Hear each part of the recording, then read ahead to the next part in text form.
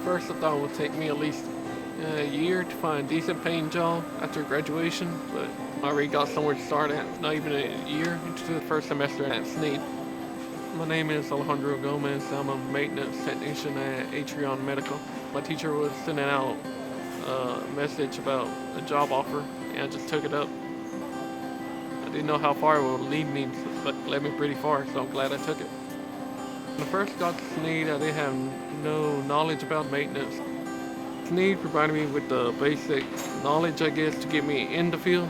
Then the work kind of took over. Yeah, some of the stuff I learned at Snead, I definitely started seeing it here a lot. With the job experience I'm getting here, I'm definitely learning a lot more. Got better understanding of everything and can go do something confidently. I do love my career, and I love it because it's different, I guess. You don't do the same thing every day.